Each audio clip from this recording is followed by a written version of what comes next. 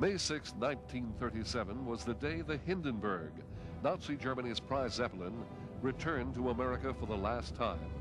The destiny that awaited the Hindenburgh was never anticipated a few years earlier on the airship's maiden voyage.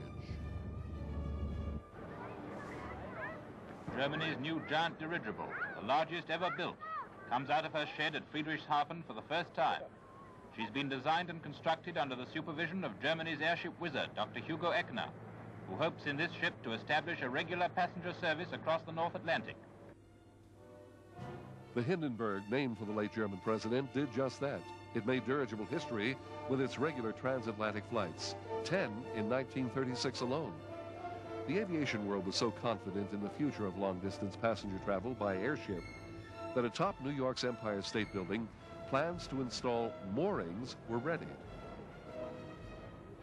On the morning of May 6th, the Hindenburgh cruised victoriously over Manhattan on its first transatlantic journey of 1937.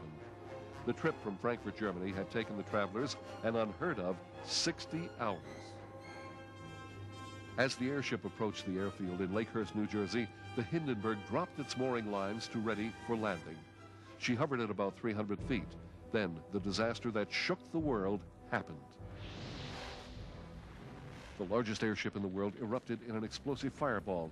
Passengers jumped from the gondola as the burning airship plummeted to the ground.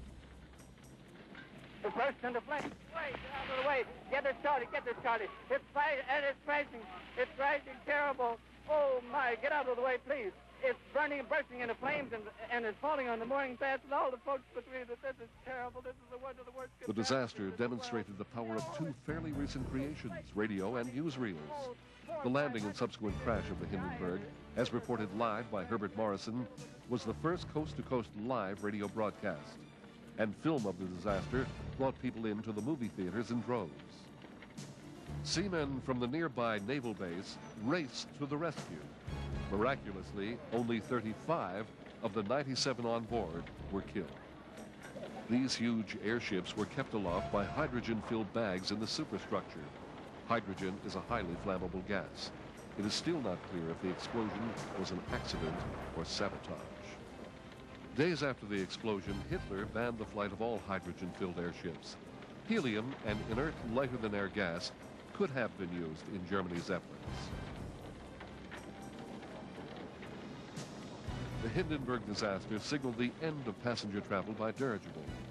Steady improvements in airplanes had already cut down on dirigible travel.